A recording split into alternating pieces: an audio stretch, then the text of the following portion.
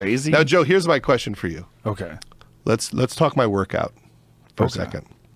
Let's talk my Omega Brain. Alpha Brain. Now, Pete Holmes turned me on to the Alpha Brain, and oddly, it completely works.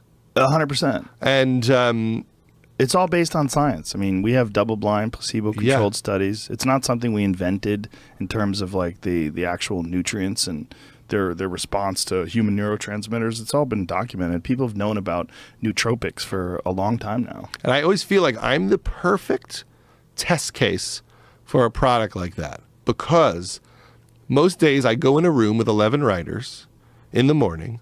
I'm as tired and as foggy as you can be. I do not drink coffee, so I don't... You don't drink coffee at all? I just don't like it, so the only coffee I like is ice-blended mochas, which is all sugar. Right. So I avoid it. And when I started taking that, I would completely wake up and be sharp without like some weird caffeine buzz or sick from it or whatever. And I would see it every day like, wow, I was funny as hell for the last 2.5 hours. And I did not start in that place. So I'm fascinated by your general program, like what you're doing all day with all this stuff. Like what's the current Joe program? Well, I'm always doing something, you know, and in terms of like diet, you mean, or in terms of like what's the exercise? workout? What's the diet? What's the meditation? What's the main tenets of your day? Well, my workout, I schedule every Sunday. I schedule everything that I'm going to do during the week. I say I have to do yoga 2 times this week. I have to lift weights 3 times this week. I have to run twice this week.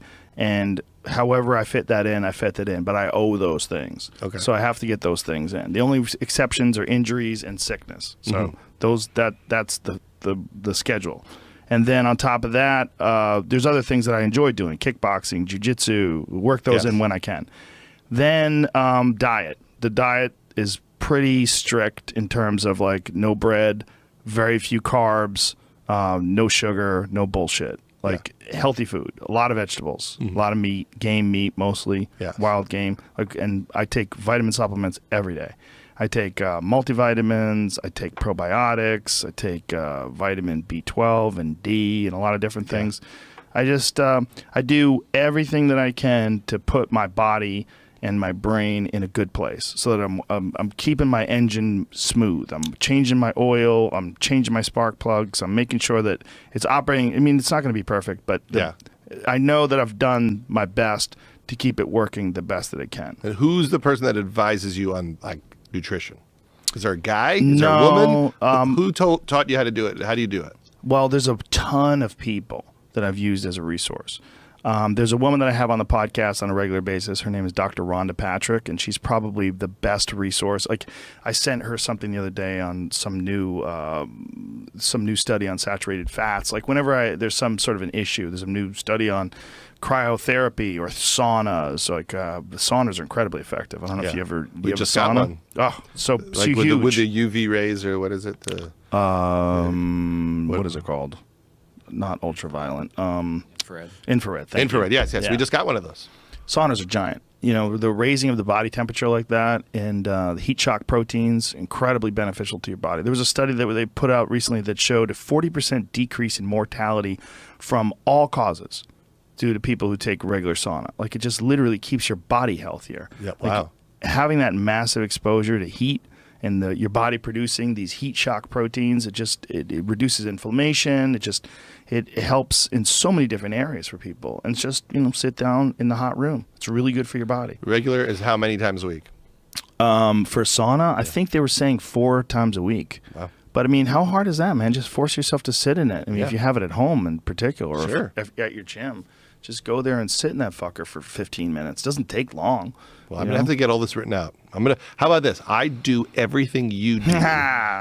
We make that a special. It's the Judd Does Joe's Programs. You have to build up.